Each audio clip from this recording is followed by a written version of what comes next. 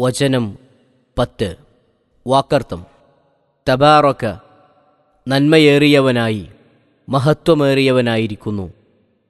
അല്ലദീ, യാതൊരുവൻ, ഇൻഷാ അ, അവൻ ഉദ്ദേശിച്ചാൽ, വേണമെന്നു വച്ചാൽ, ജഅല, ആക്കിത്തരും, ഉണ്ടാക്കുന്നതാണ്, ലക, നിനക്ക്, ഖൈറൻ, ഉത്തമമായത്, നല്ലത്, മിൻ ദാലിക, അതിനേക്കാൾ, ജന്നാത്തിൻ, അതായത് തോപ്പുകൾ, തോട്ടങ്ങൾ, തജ്രി, നടക്കുന്ന, ഒഴുകുന്ന, മിൻ തഹ്തിഹ, അവയുടെ അടിഭാഗത്തുകൂടി, അൽ അൻഹാറു, നദികൾ, അരുവികൾ, വയജ്അൽ ലക, അവൻ നിനക്ക് ഉണ്ടാക്കിത്തരുകയും ചെയ്യും, ഖുസൂറൻ, മണിമാളികകൾ.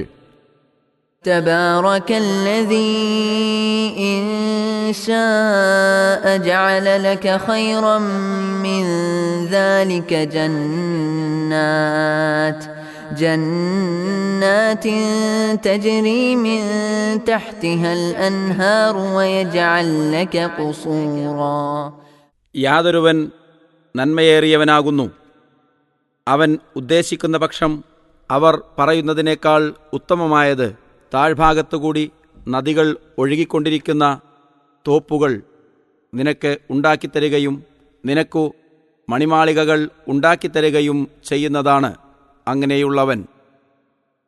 10-ാം വചനത്തിൻ്റെ വിശദീകരണം: അവിശ്വാസികൾ ഉന്നയിച്ചതും വേണമെങ്കിൽ അതിനേക്കാൾ എത്രയോ മടങ്ങ് ഉത്തമമായതും നൽകുവാൻ അള്ളാഹുവിന് ഒട്ടും പ്രയാസമില്ല.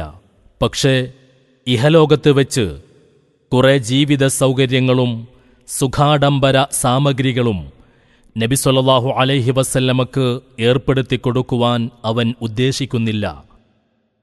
നബി സല്ലല്ലാഹു അലൈഹി വസല്ലമക്ക് നൽകുന്ന പ്രതിഫലം പരലോകത്ത് വെച്ചായിരിക്കുവാനാണ് അവൻ നിശ്ചയിച്ചിട്ടുള്ളത്.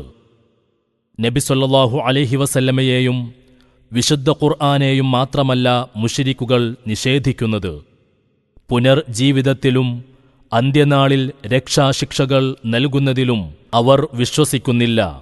ഇതാണവരുടെ നിഷേധത്തിന്റെ പശ്ചാത്തലം. അല്ലാഹു പറയുന്നു: